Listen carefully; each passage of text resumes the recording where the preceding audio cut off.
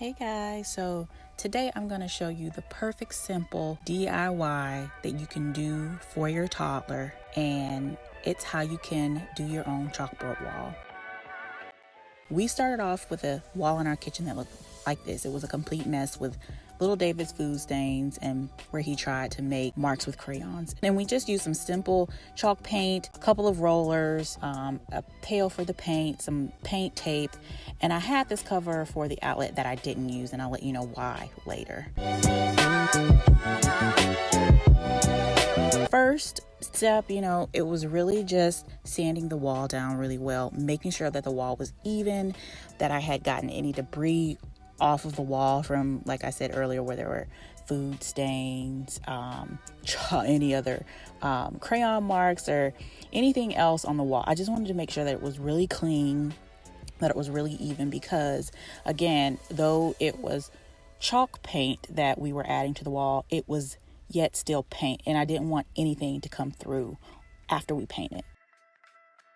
You sanding the wall for me? Thank you. So we cleaned up any of the debris from the shavings after we sanded the wall, and then the next step was to just really tape the wall really well around the edges, because you don't want any of that paint. You're doing a good job taping that stuff for mommy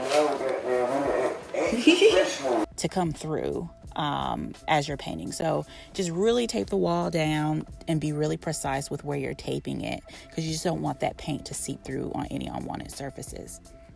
Once you have your tape down, it's cool to go ahead and start the next step of painting. The specific kind of paint we used was a black chalk paint, and it is from the Bear Designer collection, the chalk decorative paint.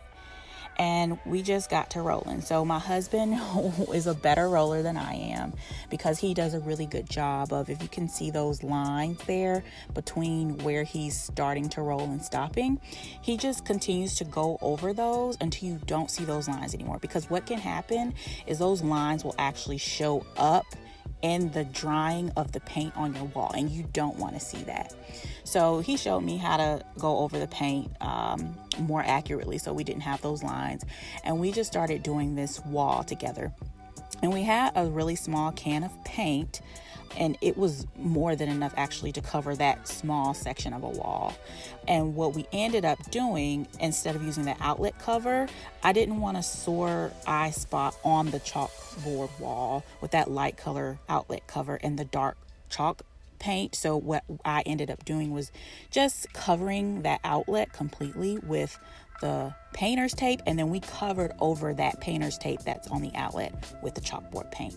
We let it sit there, dry, and the drying time was about 2 hours. It was perfect to dry, and we were able to let little David nap and dry. So once you actually have that paint completely dried, you want to start taking off the painter's paint. And you want to be careful with this, because that painter's tape is really strong with the adhesive. So when you remove that tape, just be careful, because it can peel off. Next, I just cleaned up any small drops of the chalk paint that we had, cleaned up our mess, and I was easily able to get the chalkboard paint off because it cleans with soap and water, and then we were all done. Little David was able to wake up to a chalkboard. So if you haven't subscribed and you like this, make sure you subscribe. Let me know if you like this video, and I'll bring you more. Bye.